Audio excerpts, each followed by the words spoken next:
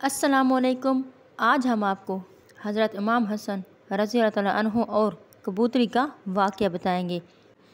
61 ہجری میں جب نبی پاک صلی اللہ علیہ وآلہ وسلم کے نواسہ امام حسین رضی اللہ تعالیٰ عنہ کا سر مبارک تن سے جدا کیا گیا، فوج یزید نے رسول خدا صلی اللہ علیہ وسلم کی صاحبزادیوں کو قید کر دیا اور امام حسن رضی اللہ تعالیٰ عنہ اور ان کے ساتھیوں کے سر تن سے جدا کر کے کربلا میں چھوڑ کر خود کوفہ و شام کی طرف چل دیے۔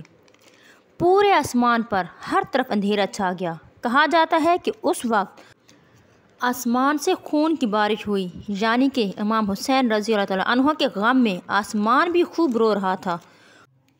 اب میدان کربلا میں 10 محرم کی شام کا منظر ہے اور نبی کا نواسہ ہے جو کہ بے گور کفن کربلا کی زمین میں پڑا ہے۔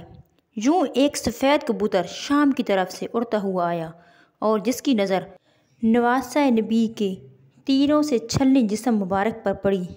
نواسہ نبی کے جسم مبارک کو دیکھتے ہی کبوتر چیختا چلاتا رہا اور اپنے ساتھ والے پرندوں سے کہتا ہے کہ ہائے قیامت آ گئی، دیکھو آج نواسہ رسول کو شہید کر دیا گیا۔ کبوتر کچھ دیر تک روتا رہا۔ سفید کبوتر حضرت حسین رضی اللہ تعالیٰ عنہ کے خون مبارک میں لت پت ہو گیا اور اڑتا ہوا مدینہ پاک پہنچایا اور روضہ رسول صلی اللہ علیہ وآلہ وسلم کے گرد چکر لگانے لگا۔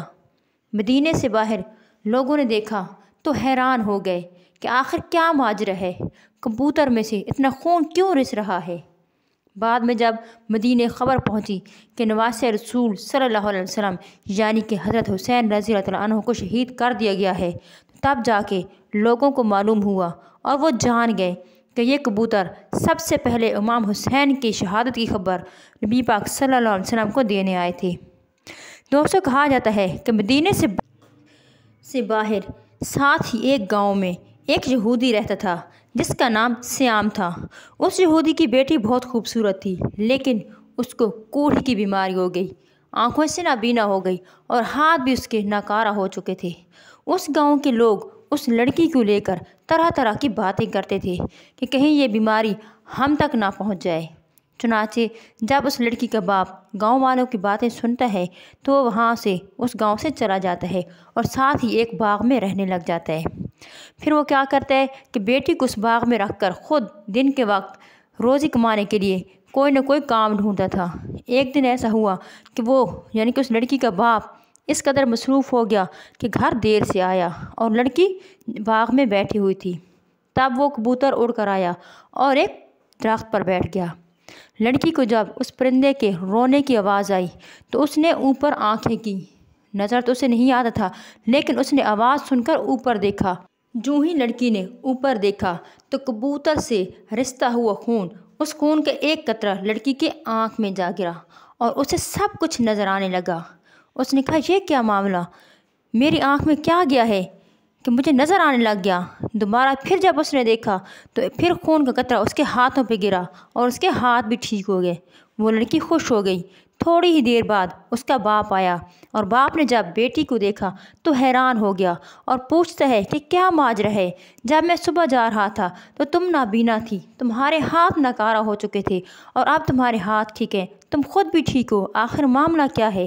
پھر لڑکی نے اپنے باپ کو وہ کبوتر دکھایا اور سارا ماجرا بتایا۔ جب اس کا باپ واپس اپنے گاؤں گیا تو گاؤں کے لوگ دیکھ کر حیران ہوئے اور جب گاؤں کے لوگوں کو ساری بات بتائی کہ کس طرح سے کبوتر سے رستا ہوا خون لڑکی کے آنکھ میں ایک قطرہ گیا اور ہاتھوں پر گیا تو وہ کس طرح صحت یاب ہو گئی، کوئی بھی ماننے کو تیار نہ تھا۔ لیکن پھر بعد میں یہاں وہاں سے معلومات جمع کر کے لوگوں کو تصدیق ہو گئی کہ واقعی یہ ایک معجزہ ہوا ہے کہ حضرت حسین رضی اللہ تعالیٰ عنہ کے خون سے لت پت کبوتر نے لڑکی کی آنکھیں ٹھیک کر دی، جو نابینا تھی اسے بینائی عطا کی، اس کے ہاتھ ٹھیک ہو گئے۔ تو یہودی بہت متاثر ہوا اور اسلام قبول کر لیا۔